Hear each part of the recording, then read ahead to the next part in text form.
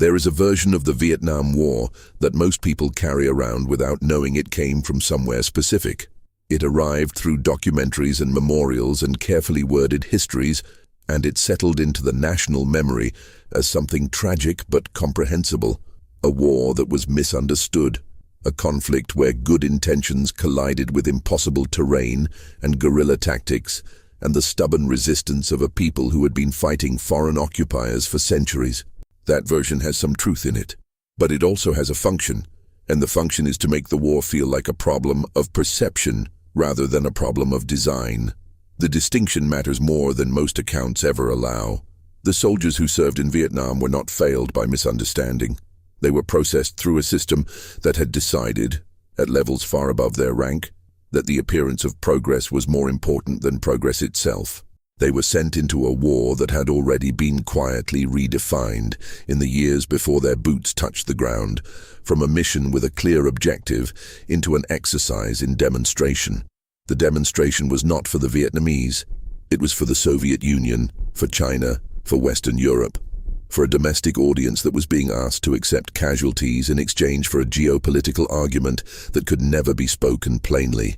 What soldiers were told about why they were there, what they were accomplishing, and what the enemy represented was not a simplified version of a complex truth.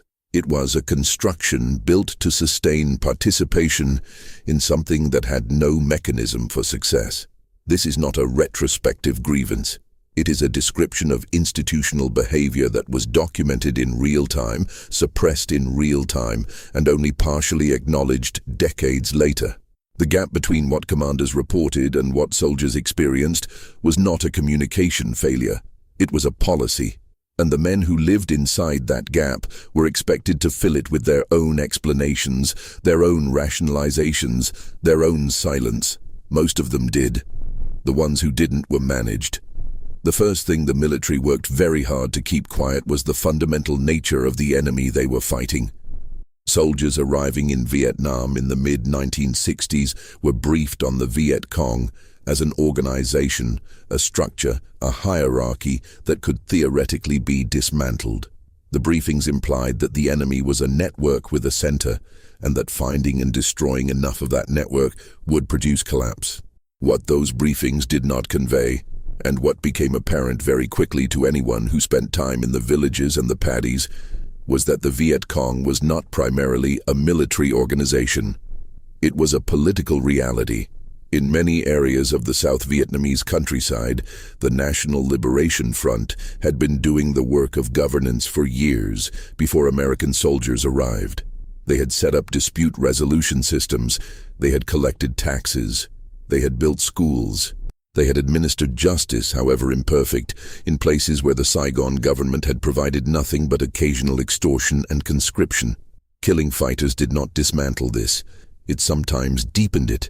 A village that watched American forces call in an airstrike on a suspected Viet Cong position and then kill 6 civilians who happened to be nearby did not conclude that the Americans were there to help.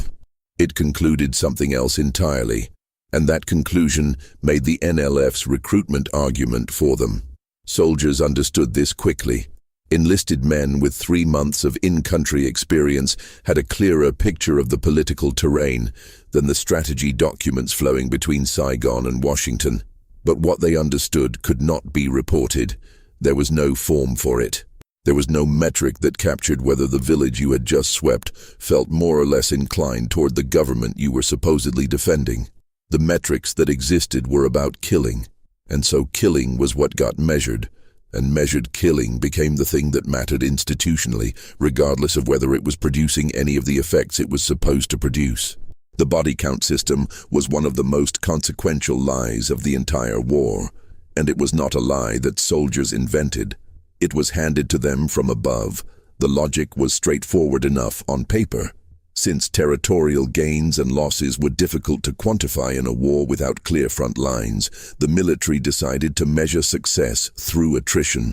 If you were killing the enemy faster than the enemy could recruit and replace, you were winning. General William Westmoreland and the command structure around him became deeply committed to this framework, partly because it was the only framework that generated numbers that looked like progress. The problem was that the numbers required to demonstrate that framework were simply not available in honest form. There were not enough enemy soldiers dying at the rate the reports claimed. This was known at every level of the chain of command, and at every level the response was the same. The numbers got adjusted, not through overt conspiracy, but through a series of small decisions made by people who understood what their superiors needed to see. A platoon leader who reported a contact in which 2 enemy fighters were confirmed dead, and 1 probable kill was in a different professional situation than a platoon leader who reported 4 confirmed kills and 3 probable. The difference was not large in any individual instance. Across thousands of operations over years of war, it produced a statistical reality that had almost no relationship to the physical one. Commanders who questioned the figures were not rewarded for their honesty. Commanders who produced figures that fit the required narrative moved upward. This was not subtle. The soldiers who participated in after-action reporting knew what was happening. Many of them have said so directly in oral histories and memoirs and congressional testimony, and the consistency of these accounts across units and time periods and branches of service removes any possibility that it was an isolated phenomenon. What it meant in practical terms was that the military was making strategic decisions based on data it knew to be false. Troop deployments, operational priorities, resource allocation, diplomatic assurances to Congress, all of it rested on body counts that everyone in the system understood to be fabricated at some level.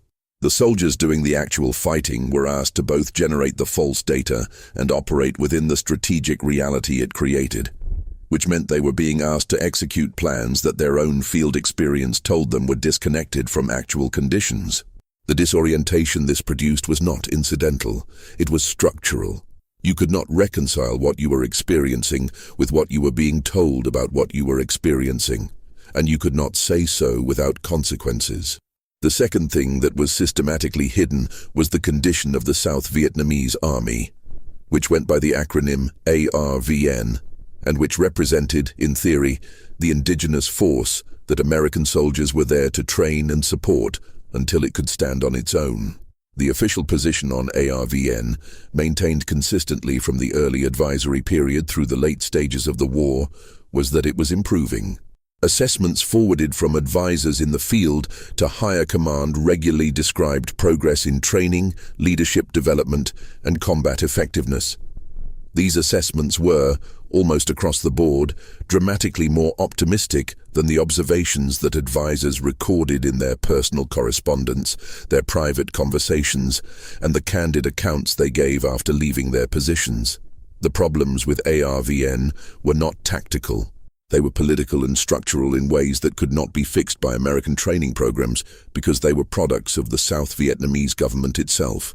The Saigon regime had spent years using military appointments as political currency. Officers were promoted not for competence, but for loyalty to the right factions, for family connections, for the payment of bribes. Combat units were frequently commanded by men who had purchased their positions and whose primary concern was protecting their status rather than engaging the enemy. Desertion rates were extraordinary. In some periods and some regions, ARVN units were losing more men to desertion than to combat. This was documented. American advisors knew it. Senior officers in the American command knew it. What they could not do, given the political stakes of the entire enterprise, was say it plainly in official communications, because saying it plainly would have raised an obvious question about what exactly the American presence was accomplishing. So the reports continued to describe improvement. Advisors who submitted honest assessments found that those assessments did not produce changes in policy. They sometimes produced changes in the advisor's assignment. The professional incentive was clear, and most people responded to professional incentives the way people always do. The soldiers who worked alongside ARVN units and watched their counterparts refused to pursue enemy forces, or watch officers disappear from the field on the eve of operations, or witness the open sale of American-supplied equipment in local markets. These soldiers came home with a set of observations that were entirely incompatible with the official record. The gap between those observations and that record was one of the defining features of the Vietnam experience, and it has never been fully accounted for. The relationship between American forces and the civilian population of South Vietnam was another reality that the military worked relentlessly to manage, contain, and when necessary, deny. The official framework for this relationship was codified in a doctrine called pacification, which held that military operations needed to be paired with programs that would win the loyalty of the rural population by providing security, development, and an alternative to the NLF's political organization. This framework existed in genuine tension with the operational priorities of the search and destroy mission, which treated large areas of the countryside as free fire zones and which generated the civilian casualties that made pacification programs nearly impossible to implement. The soldiers executing search and destroy operations were not thinking about pacification doctrine. They were thinking about not dying. These two realities coexisted within the same military structure, were both described as policy, and were never honestly reconciled. The free fire zone designation was one of the things that soldiers were explicitly instructed not to discuss in detail outside of official channels. The designation meant, in practice, that anything moving in a defined area could be considered a legitimate target. The areas designated this way included populated villages. The logic was that civilians had been warned to leave, and anyone remaining was therefore either enemy or enemy adjacent. The logic did not account for the reality that many civilians could not leave, had nowhere to go, did not receive warnings, or did not understand what the warnings meant for their legal status in American operational planning. The designation created conditions under which civilian deaths could be administratively classified as enemy kills, which fed back into the body count system and reinforced the false metrics at every level. This was not a secret within the military. It was a topic of internal discussion and occasional internal protest. Judge Advocate General officers sometimes raised questions about the legality of specific operations. Those questions were managed, not always suppressed entirely, but processed through a review system that had a strong institutional bias toward validating the operational decisions of field commanders. The legal framework governing the treatment of civilians in war zones was applied inconsistently at best and selectively at worst, and the inconsistency was not random. It tracked the operational priorities of the moment. When killing civilians served the attrition metric, the administrative machinery found ways to reclassify the dead.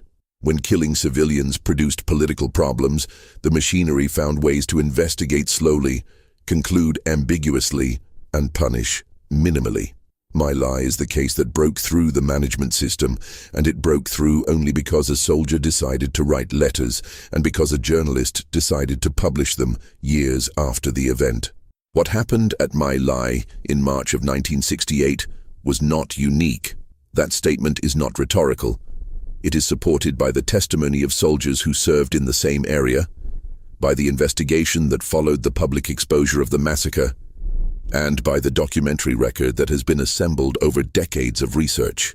Charlie Company, 1st Battalion, 20th Infantry, killed somewhere between 300 and 500 civilians in a village called My Lai 4 on the morning of March 16, 1968. No enemy combatants were found. No weapons were recovered in significant quantities. The people killed were old men, women, children, and infants. Members of the unit raped women before killing them. Some soldiers refused to participate. One helicopter crew, under Warrant Officer Hugh Thompson, actually intervened to stop the killing, landing between soldiers and fleeing civilians and threatening to open fire on American troops. Thompson reported what he had seen through his chain of command. His report went nowhere. The Army conducted an initial inquiry, concluded there was no basis for further action, and classified the findings. The story stayed buried for a year and a half. When Seymour Hersh published it in November of 1969, the military's initial response was not acknowledgement. It was denial, followed by a damage control operation that worked to limit the scope of accountability to the lowest possible level. William Calley, the platoon leader directly responsible for ordering the killings, was eventually convicted of murder and sentenced to life imprisonment. He served 3 years under house arrest before being paroled. The officers above him in the chain of command, including those who had received and suppressed Thompson's report, were either not charged or acquitted. The investigative process that produced this outcome was itself a management operation, designed not to establish truth and accountability, but to produce a conclusion that could be defended publicly while protecting the institutional structure that had created the conditions for what happened. What the military most needed to hide about My Lai was not the massacre itself, once it became public. It was the evidence that similar events had occurred elsewhere, and that the operational framework that made them possible was not an aberration, but a feature. The Tiger Force investigation, which examined atrocities committed by an elite reconnaissance unit of the 101st Airborne Division over a period of months in 1967, was conducted internally, and its findings were never prosecuted. Journalists at the Toledo Blade eventually published the findings in 2003, based on the Army's own investigative documents. The events described included the killing of unarmed civilians, the collection of ears as trophies, and the murder of a baby. The Army had known about this for decades. No one was ever charged. The psychological condition of soldiers in the field was another subject that the military managed with considerable energy and considerable dishonesty. The official position, maintained through most of the war, was that American soldiers were performing effectively, maintaining discipline, and sustaining the morale required for successful operations.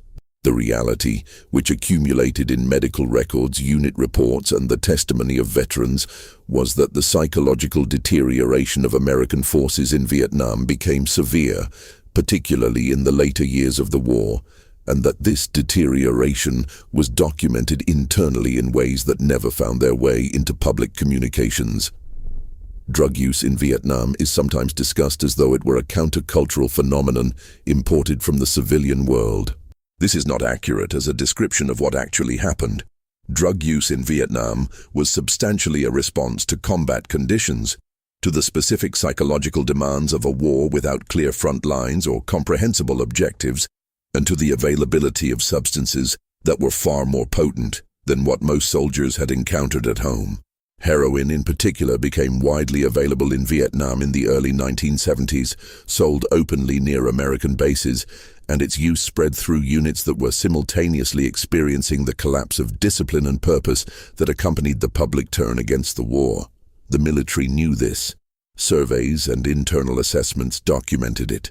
The response was a combination of periodic crackdown, continued denial in official statements, and a discharge system that sent addicted soldiers home without treatment and without acknowledgement of what had happened to them. Combat refusals, which the military categorized under various administrative designations to avoid the word mutiny, increased significantly in the period between 1969 and 1972.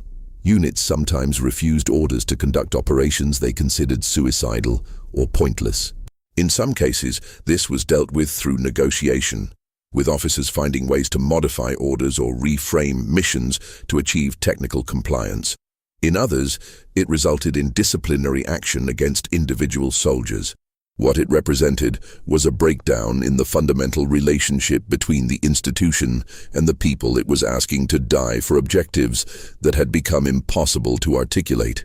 And this breakdown was happening at the same time that the military was still publicly insisting that morale and effectiveness remained high. Fragging, the killing or attempted killing of officers and NCOs by their own troops, usually with fragmentation grenades, became a documented phenomenon in Vietnam in a way that it had not been in previous American wars. The military tracked these incidents. The data exists in official records. Between 1969 and 1972, there were hundreds of documented fragging incidents, resulting in deaths and serious injuries to officers and NCOs. The actual number was certainly higher, because many incidents were reported as accidents or as enemy action, and because the incentive to underreport was strong. What the fragging phenomenon represented was the extreme end of a breakdown in command authority that was far more pervasive than the official record acknowledges. It was the visible tip of a collapse in trust between the military institution and the soldiers it had sent into an increasingly meaningless conflict. and it was treated by the institution primarily as a discipline problem rather than as evidence of something more fundamental. The treatment of prisoners, both Vietnamese prisoners held by American forces and American prisoners held by North Vietnam, was another area of systematic misrepresentation. American forces in Vietnam operated under the laws of war and the Geneva Conventions, and the official record is populated with affirmations of compliance. The unofficial record, assembled from the testimony of veterans, from declassified documents, and from the investigations that occasionally broke through the management system, presents a considerably different picture. The torture of prisoners during interrogations was not an isolated practice. It was widespread enough to be considered unremarkable by soldiers who observed it, and it was facilitated by the involvement of intelligence personnel whose operational priorities placed the extraction of information above legal compliance. The Phoenix program, which was a joint American-South Vietnamese operation targeting the Viet Cong political infrastructure, became one of the most debated aspects of the war, precisely because it operated in the space where intelligence operations, counterinsurgency theory, and the elimination of human beings intersected without a clear institutional framework for accountability. The program's architects described it as an effort to neutralize the Viet Cong's shadow government through capture, defection, and, when necessary, killing. The program's critics, including participants who testified before Congress in the early 1970s, described something considerably less controlled than that. Provincial quotas for neutralizations were established and reported against, creating exactly the same incentive structure that had corrupted the body count system. In provinces where actual Viet Cong cadres were difficult to identify and capture, the quotas were sometimes met with the neutralization of people who were not Viet Cong, or who were Viet Cong by virtue of having been named by informants with personal grievances. The oversight mechanisms were inadequate to the operational environment. This was known, and it was managed rather than corrected. The condition of the South Vietnamese government, which American forces were fighting to preserve, was a reality that was almost entirely concealed from the American public and systematically misrepresented within official channels. The Saigon government under successive leaders was characterized by corruption of a scale and pervasiveness that effectively negated the political argument for the American presence. If the war was being fought to give the South Vietnamese people a government they could believe in, as opposed to the NLF's alternative, the government being offered needed to be at minimum functional and at most representative. It was neither. Customs duties disappeared. Military salaries were skimmed by officers before reaching enlisted men. Aid money intended for rural development financed private construction projects. The land reform programs that might have addressed the rural grievances the NLF exploited were blocked by the landholding class that was most closely allied with the government. American officials knew this in granular detail. Embassy cables from Saigon described specific corruption cases, named names, traced money. Some of this material has been declassified and is available for examination. The picture it presents of what Washington knew about the government it was defending is incompatible with the public statements made simultaneously about the nature and purpose of the American commitment. The air war against North Vietnam was presented publicly as a precisely calibrated instrument of pressure, designed to impose costs on Hanoi's support for the insurgency in the South, while avoiding escalation that might draw China or the Soviet Union into direct confrontation. The internal reality of the air war was considerably more complicated. Targeting decisions were made in Washington, sometimes by the president directly, in a process that generated resentment within the military command because it imposed constraints that senior officers considered operationally counterproductive. The resentment was not suppressed. It circulated within the military and eventually contributed to a culture of institutional frustration with civilian leadership that would shape the military's self-understanding for decades. But the frustration was rarely articulated publicly during the war itself, because doing so would have required acknowledging that the strategy being executed was not the strategy the military believed would work, which would in turn have required explaining why it was being executed anyway. The civilian casualties produced by the air war over North Vietnam and later over Laos and Cambodia were documented by independent observers, by journalists, and eventually by American officials who had access to bomb damage assessments. The official position characterized these casualties as the unfortunate but unavoidable consequence of targeting military and industrial infrastructure. The actual targeting record, which has been examined by historians using declassified materials, shows a broader definition of legitimate targets than the official statements implied, and a damage assessment process that was shaped by the same pressures that distorted ground force reporting in the South.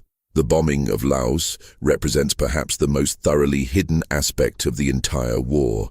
From 1964 through 1973, the United States conducted the most intensive bombing campaign in the history of aerial warfare, measured by tonnage per capita, against a country that was officially neutral and whose government had not been informed of the full scope of what was happening in its territory. The Ho Chi Minh Trail, which ran through eastern Laos, was the supply artery that sustained the insurgency in the south, and interdicting it was a genuine military priority. The bombing of Laos was initially kept secret from Congress, from the American public, and from most of the government itself. Pilots who flew missions over Laos were instructed on what to say and what not to say if they were captured or if their aircraft went down. The scale of the operation was enormous. More bombs were dropped on Laos during this period than on all of Europe during the Second World War. Cluster munitions left behind after the campaign continued to kill and maim Laotian civilians decades later. The full scope of the Laos bombing was not acknowledged officially until congressional hearings in 1971, by which point the program had been running for 7 years.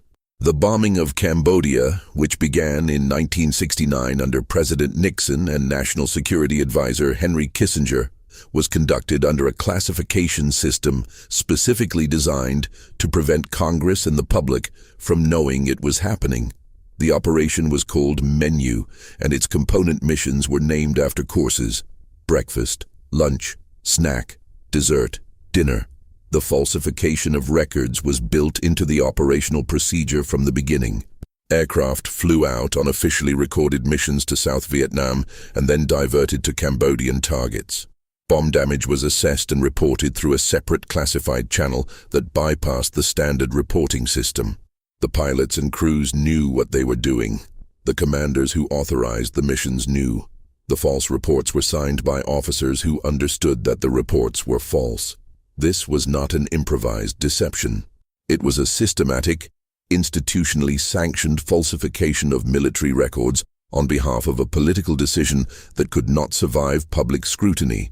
When the bombing of Cambodia became public, through a report by a New York Times correspondent in May of 1969, based on information from a military source, the administration's response was not disclosure. It was an aggressive counterintelligence operation targeting the source of the leak. Wiretaps were placed on the phones of journalists and government officials suspected of having contact with the press. The effort to find the source consumed significant resources and ultimately produced nothing useful for its stated purpose. It did establish a pattern of behavior by the administration toward unwanted disclosure that would eventually produce Watergate, but the Cambodia bombing itself continued for 4 more years after its existence became publicly known, because the political cost of acknowledgement had already been paid and there was no longer anything to hide. The soldiers who served in Vietnam were not uniformly ignorant of the gap between the official account and their own experience. Many of them understood it with considerable precision. What they were not given was a language for expressing that understanding within the institutional framework that had sent them there. The military had a vocabulary for success, for mission accomplishment, for enemy killed and terrain secured. It did not have a vocabulary for the kind of knowledge that accumulated in the field. Knowledge about the political sympathies of specific villages, about the unreliability of specific intelligence sources, about the futility of specific operational approaches. When soldiers tried to express what they were learning, the institutional response was to process that expression through a framework that had no category for it.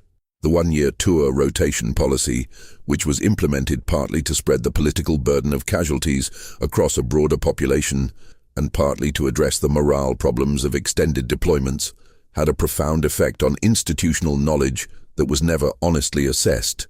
Because soldiers rotated out after 12 months, and because their institutional knowledge rotated with them, units were perpetually in the process of relearning lessons that their predecessors had already learned and paid for. The enemy, who had no rotation policy, and many of whom had been fighting in the same terrain for years or decades, had an asymmetric advantage in local knowledge that the American system systematically reproduced. This was known. The disadvantages of the rotation policy were discussed internally. The policy was maintained because its political benefits outweighed, in the assessment of those who made these calculations, its operational costs. The soldiers who died during their first 3 months in country, before they had acquired enough experience to avoid certain categories of mistakes, were paying the price of that calculation. The medical evacuation system, which was one of the genuinely effective innovations of the American military in Vietnam, had a statistical consequence that was never publicly discussed. Because severely wounded soldiers were evacuated and treated so quickly and effectively, the ratio of killed in action to wounded in action was substantially lower than in previous wars. This was a genuine humanitarian achievement, and it saved many lives. It also meant that the casualty figures, which were the most politically sensitive measure of the war's cost, understated the actual human damage by a significant margin. Thousands of soldiers who survived their wounds returned home with injuries that permanently altered their lives. These men were not counted in the casualty statistics in a way that reflected the full cost of their service. The medical system that saved them was simultaneously a mechanism for managing the political optics of the war's human toll. Agent Orange was the herbicide program that defoliated millions of acres of Vietnamese jungle and cropland over the course of the war, and it is now understood to have caused severe long-term health consequences for both Vietnamese civilians and American veterans who were exposed to it. The military's knowledge of the potential health risks of the chemicals being used, particularly dioxin contamination in the Agent Orange formulation, and the relationship between that knowledge and the decisions made about the program's scale and continuation, is a history that was actively suppressed for years after the war ended. Dow Chemical and other manufacturers had internal data on dioxin toxicity. The military had some access to that data.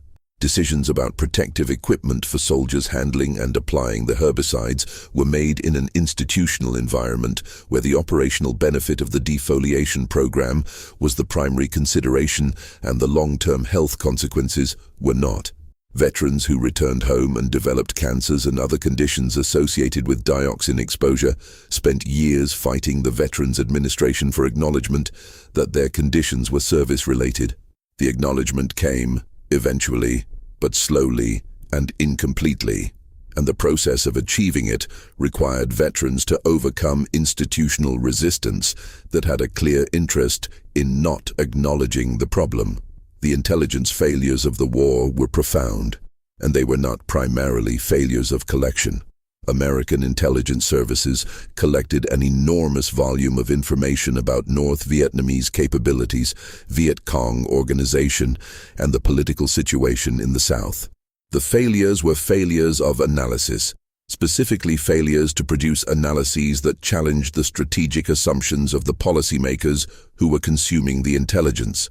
Analysts who produced assessments that contradicted the official optimism of the Westmoreland Command found their assessments questioned, revised upward, or simply set aside. The CIA, which had institutional interests in being seen as credible, was more willing than the military's own intelligence apparatus to produce honest assessments, and there is a documented record of tension between CIA analysis and military reporting throughout the war. The CIA's assessments of enemy strength, produced under the leadership of analysts like Sam Adams, consistently came in higher than the military's official figures because the CIA was counting irregular and part-time fighters that the military had a bureaucratic incentive to exclude from its order of battle estimates.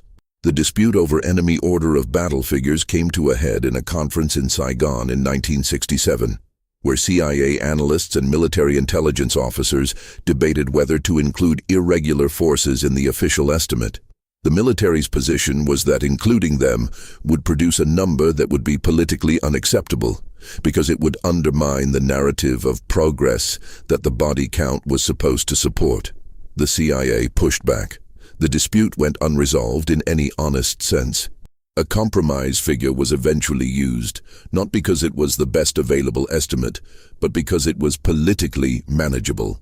Sam Adams spent years afterward trying to get someone to take seriously what the dispute revealed about the integrity of American strategic intelligence during the war. He testified before the Church Committee. He wrote a memoir. He cooperated with a CBS documentary that produced a lawsuit from General Westmoreland. The legal proceedings produced documents that made the dispute a matter of public record, but the implications of what the record showed were never fully absorbed by the institutions responsible. The treatment of soldiers after they returned from Vietnam was shaped by an institutional refusal to acknowledge what they had been through in a way that would have required acknowledging what the institution had asked them to do. Veterans who came home with post-traumatic stress symptoms encountered a VA system that was not equipped, philosophically or practically, to treat what they were experiencing. The diagnosis of post-traumatic stress disorder did not exist as a formal clinical category until 1980, when it was added to the Diagnostic and Statistical Manual after years of advocacy by veterans and the clinicians who worked with them. Before that, veterans who were experiencing what we now understand as PTSD were diagnosed with a variety of other conditions or with nothing at all, and were sent home with inadequate support. The high rates of substance abuse, homelessness, suicide, and other indicators of severe distress in the Vietnam veteran population in the years after the war were not invisible. They appeared in the data that the VA collected. The institutional response was slow, underfunded, and shaped by a political environment in which acknowledging the full scope of veteran suffering would have required acknowledging the full scope of what the war had done. The soldiers who protested the war, both those who did so after returning home and those who found ways to express dissent while still in service, were subject to a surveillance and harassment campaign that was documented in the Church Committee investigations and has been further detailed through Freedom of Information Act requests and declassified materials. The FBI maintained files on veteran anti-war organizations. Military intelligence conducted surveillance on soldiers and veterans who expressed public opposition to the war. The government's response to the Vietnam veterans against the war was not simply political disagreement, it involved infiltration, the use of informants, attempts to discredit leadership, and coordination between federal agencies to monitor and disrupt the organization. The veterans who testified at the Winter Soldier investigation in 1971, describing war crimes they had witnessed or participated in, were subject to attempts to challenge their credibility, including efforts to question their service records. Some of those attempts were coordinated between government agencies. The fall of Saigon in April of 1975 was presented by the American government as the outcome of South Vietnamese political failure and North Vietnamese military aggression. This framing contained elements of truth while serving to obscure the more fundamental reality, which was that the war had been unwinnable on the terms that the American political system required, and that this had been understood by significant portions of the strategic establishment much earlier than the public acknowledgement of defeat. The Pentagon Papers, commissioned by Secretary of Defense Robert McNamara as an internal history of the war's decision-making and leaked to the press by Daniel Ellsberg in 1971, revealed that the strategic pessimism that eventually became public knowledge after the Tet Offensive of 1968 had been present in private assessments years earlier. Officials who publicly affirmed the war's progress were simultaneously reading internal documents that told them the progress was not occurring. The decision to continue the war through those years was made in the knowledge that the case for optimism was not supportable and was made anyway. The Tet Offensive itself requires some examination beyond the conventional account, which holds that it was a military failure for North Vietnam that was transformed into a political victory by media coverage. The operational reality of Tet was more complicated. The offensive demonstrated that after years of American military presence and billions of dollars of investment in South Vietnamese security forces, coordinated enemy forces could simultaneously attack major cities throughout the South, hold portions of those cities for extended periods, penetrate the grounds of the American embassy in Saigon, and effectively demonstrate that the pacification program had not produced the secure political environment the official reports described. The military had had intelligence indicating a major offensive was being prepared and had failed to appreciate its scope. Senior officers had publicly described the war as entering its final stages in the weeks before Tet. The gap between those statements and the television images of American Marines fighting inside the embassy compound was not primarily a media creation. It was a product of the gap between official claims and operational reality that had been accumulating for years. After Tet, the decision was made to change strategy, to pursue Vietnamization rather than continued escalation, to gradually withdraw American forces while building up South Vietnamese capabilities to the point where they could sustain the conflict independently. This strategy was pursued for 5 years. At the end of those 5 years, the South Vietnamese military collapsed in a matter of weeks. The collapse was not a surprise to American officials who had maintained honest assessments of ARVN capabilities. It was a surprise only to those whose understanding of South Vietnamese military effectiveness had been formed by the official reporting rather than by the candid assessments that circulated in restricted channels.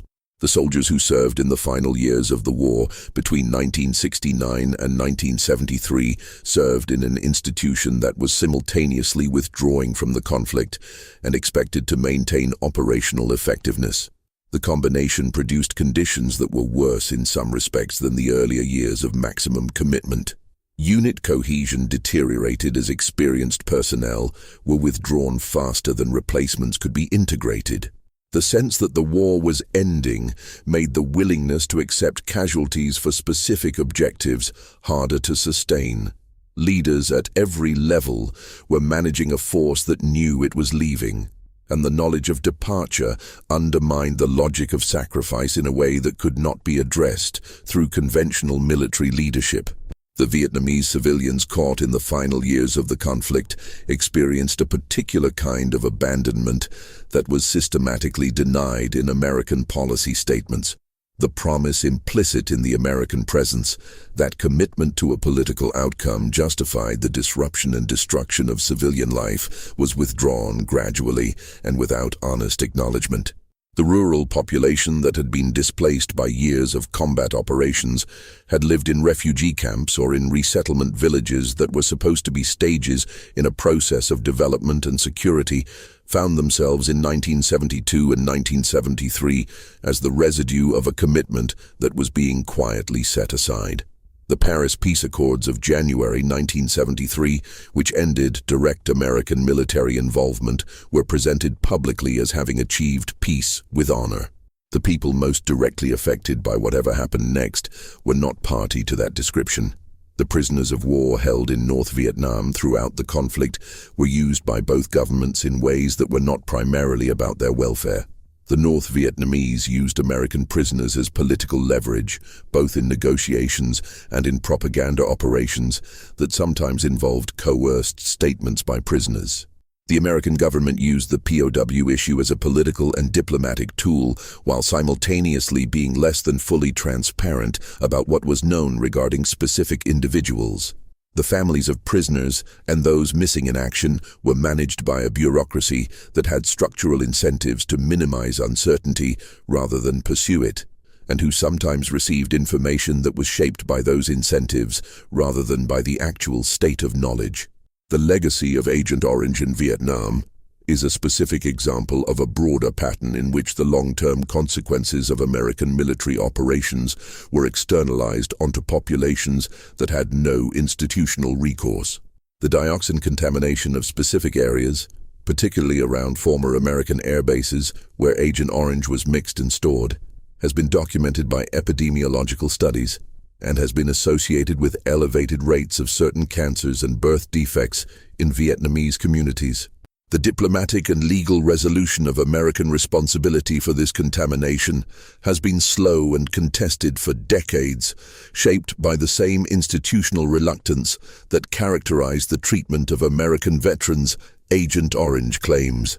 The mines and unexploded ordnance left behind in Vietnam, Laos, and Cambodia continue to kill and injure people. In Laos, it is estimated that tens of millions of unexploded cluster munitions remain in the soil from the bombing campaign of the 1960s and 1970s. These kill approximately 100 people a year, 50 years after the planes that dropped them left. The American acknowledgement of responsibility for this legacy has been gradual and partial, and the resources provided for unexploded ordnance clearance have been consistently inadequate relative to the scale of the problem. The people dying from these weapons are dying from a decision made in Washington decades ago, and that connection is not something that finds regular expression in American public discussion. The oral histories collected from veterans over the decades since the war ended contain a consistent thread that does not fit easily into either the dominant anti-war narrative or the pro-military counter-narrative. What many veterans describe is not primarily the atrocities, though those appear, and not primarily the heroism, though that appears too. What they describe is the persistent experience of operating in a system that was asking them to do things that did not add up, that was telling them things they knew to be untrue, and that was denying them the ability to say so without consequences. The damage this produced was not only to the individuals, but to their relationship with the institution, and through the institution, to their relationship with the society that had sent them. The court-martial proceedings that arose from the My Lai investigation and from other alleged war crimes produced a legal record that is worth examining for what it reveals about institutional accountability. Of the officers and NCOs implicated in My Lai who were actually charged, most were acquitted. The most senior officer convicted, Lieutenant Colonel Orrin Henderson, who commanded the brigade and was charged with covering up the massacre after the fact, was acquitted by a military court. William Calley, the lowest-ranking officer charged, received the heaviest sentence. The pattern was not accidental. It reflected an institutional logic in which individual soldiers at the point of execution could be held responsible in principle, while the organizational framework that created the conditions for their actions was protected. This logic did not originate with Vietnam. It predates it and has survived it. But Vietnam provided one of the most thoroughly documented examples of it in operation. The political decisions that shaped the war were made by people who had access to information demonstrating the inadequacy of the strategy they were pursuing. This is not a speculative claim. It is supported by documents that are now in the public record. The record shows that the gap between public statement and private assessment was maintained deliberately through decisions made by named individuals in named institutions, and that the soldiers who served were the operational consequence of those decisions. The maintenance of that gap required the active participation of a large number of people at every level of the civil and military bureaucracy, and most of them participated. The reasons were various. Career preservation, institutional loyalty, genuine uncertainty about whether the private assessment was correct, the political cost of acknowledging failure, the belief that the alternative was worse. None of these reasons, individually or collectively, changes the basic character of what was done. The soldiers who served in Vietnam were not victims of a misunderstanding. They were participants in a system that had decided to prioritize its own institutional continuity over its obligations to them and over the accuracy of the account it was providing to the society that funded and authorized it. Some of them understood this while it was happening. Some understood it only afterward. Some did not survive to understand anything. The war continued at its operational level, after the political rationale for it had been privately abandoned, sustained by institutional momentum and by the impossibility, within the logic of the institutions involved, of simply stopping. The last American combat troops left Vietnam in March of 1973. The South Vietnamese government they had been supporting fell in April of 1975. In the intervening 2 years, the war continued. American funding continued. American weapons and equipment continued to flow. American contractors and advisors remained. The killing continued. The political settlement that the Paris Accords were supposed to produce did not produce. The ceasefire that the Accords mandated did not hold. The military situation deteriorated incrementally and then suddenly. The last Americans were evacuated from the roof of the embassy in Saigon on April 29th and 30th, 1975. The images were broadcast. The explanation offered was that South Vietnam had failed to defend itself. The question of what had been known and when, and what had been said about it while something different was being done, settled back into the managed record where it had been kept for years. The war in Laos formally ended when American bombing stopped in 1973. The Pathet Lao, which was the Laotian communist movement supported by North Vietnam, completed its takeover of the country in 1975. The Secret War, as it was called in the documents and eventually in the public record, had lasted nearly a decade. The Hmong people, who had been recruited and armed by the CIA to fight the Pathet Lao and to help rescue downed American pilots, were left without the support they had been promised when the American commitment ended. Tens of thousands were killed or fled into refugee camps in Thailand. The CIA's obligations to the people it had recruited into its proxy force were not honored in the way that the terms of the recruitment implied. The institutional logic was consistent with every other aspect of the war's end. The records generated by the war, the operational reports, the intelligence assessments, the after-action reviews, the medical records, the legal proceedings, the diplomatic cables, the congressional testimony, exist in archives in quantities that no individual researcher can fully examine. What has been examined, through the efforts of historians, journalists, and veterans, consistently supports the same basic conclusion. The official account of the war was maintained not because it was true, but because it was necessary. And it was maintained past the point where anyone believed it. And the cost of that maintenance was paid by the soldiers who were asked to operate inside the gap between the account and the reality, and by the Vietnamese people on whose territory the account and the reality both played out. The war generated approximately 58,000 American names on a wall in Washington. It generated somewhere between 1 and 3 million Vietnamese dead. The uncertainty in the estimate reflecting both the difficulty of counting and the limited investment in counting accurately. The physical destruction of the Vietnamese countryside, the defoliation, the cratering from bombs, the contamination from chemicals, continued to affect agricultural productivity and public health for years after the fighting stopped. The institutional memory of the American military, shaped by the experience, produced a set of doctrinal reforms and professional culture changes that were meant to prevent a repetition. Whether those changes addressed the specific institutional behaviors that the war documented, the falsification of metrics, the suppression of honest assessment, the prioritization of institutional continuity over institutional honesty, is a question that the subsequent history of American military engagement has continued to raise. The soldiers came home. Most of them did not talk about it for years. The silence was not uniform, and it was not simply the product of individual trauma, though there was plenty of that. It was also a response to the institutional training that had shaped their participation, the understanding that what they had seen and done existed in a relationship to the official account that made it difficult to speak without choosing between the account and the experience. Many of them made their peace with that tension over time. Some did not. The VA hospitals filled, and the suicide rates climbed, and the homeless veteran became a feature of American urban life in the late 1970s and 1980s that was documented, discussed, and insufficiently addressed. The war ended, and the war did not end. The veterans carried it. The Vietnamese carried it.